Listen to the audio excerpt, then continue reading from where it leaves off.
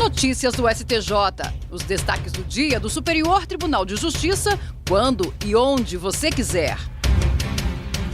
Olá, esse é o boletim com alguns destaques do STJ. O ministro do Superior Tribunal de Justiça, Reinaldo Soares da Fonseca, concedeu liminar em habeas corpus para suspender investigações e ações penais da Operação Estafeta que tramitam no Tribunal de Justiça de São Paulo. A medida vale até o julgamento definitivo do caso pelo STJ.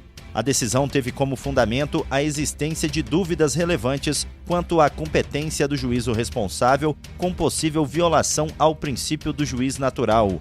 O habeas corpus foi impetrado em favor de um empresário investigado por suposto esquema de corrupção em São Bernardo do Campo, São Paulo.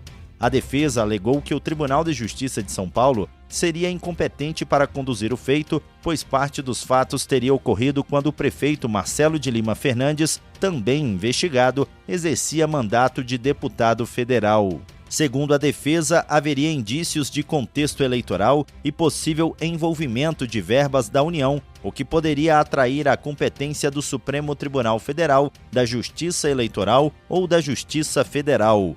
O relator, ministro Reinaldo Soares da Fonseca, destacou que a concessão de liminar em habeas corpus exige urgência, necessidade e relevância, requisitos que estariam presentes diante das incertezas sobre a competência jurisdicional. O ministro observou que, embora o TJSP tenha afirmado que os fatos se restringiram ao período do mandato de prefeito, a própria Corte Paulista reconheceu indícios ilícitos desde 2022, abrangendo o período em que o investigado era deputado federal. Diante disso, concluiu pela existência de dúvida concreta sobre a competência e deferiu a liminar para suspender os procedimentos em curso.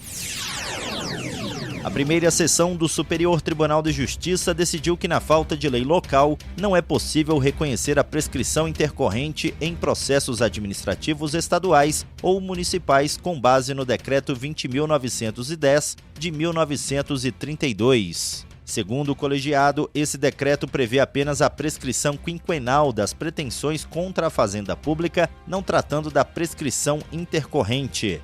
Assim, a aplicação por analogia para extinguir processos administrativos em curso foi considerada indevida. O relator, ministro Afrânio Vilela, afirmou que não cabe ao Poder Judiciário criar prazos, causas interruptivas ou marcos iniciais sem previsão legal, sob pena de violar a separação dos poderes e a autonomia de estados e municípios. O ministro também destacou que a Lei 9.873 de 1999, que regula a prescrição intercorrente, aplica-se exclusivamente à administração pública federal. Apesar disso, o colegiado ressaltou que a falta de norma legal não afasta o dever da administração de observar o princípio da duração razoável do processo administrativo. No caso concreto envolvendo multa ambiental em Minas Gerais, o colegiado afastou a prescrição intercorrente reconhecida pelo Tribunal Estadual e determinou o retorno dos autos para análise das demais questões, inclusive da nova lei estadual que passou a regular o tema. O entendimento foi firmado em julgamento realizado sob o rito dos recursos repetitivos, tema 1294, e deverá orientar o julgamento de casos semelhantes em todo o país. Com isso, os processos que estavam suspensos aguardando a definição da controvérsia poderão voltar a tramitar.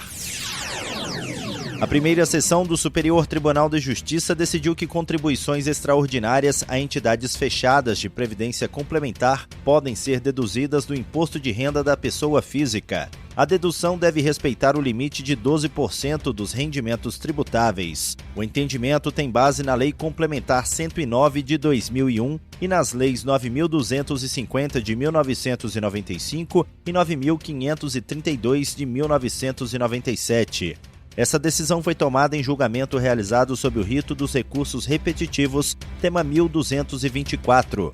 Isso significa que ele vai servir de base para os demais tribunais do país quando julgarem casos semelhantes. Agora, os processos que estavam suspensos à espera do precedente voltam a tramitar. O caso analisado que representou a questão envolveu contribuições extraordinárias à Fundação dos Economiários Federais de caráter obrigatório. As instâncias ordinárias julgaram o pedido procedente.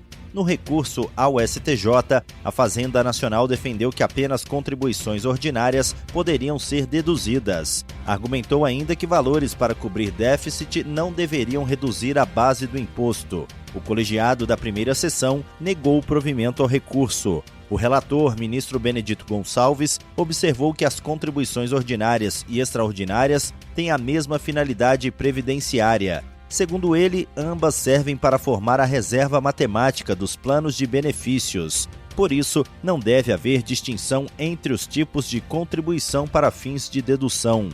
O ministro destacou que o limite legal de 12% não pode ser ampliado pelo judiciário.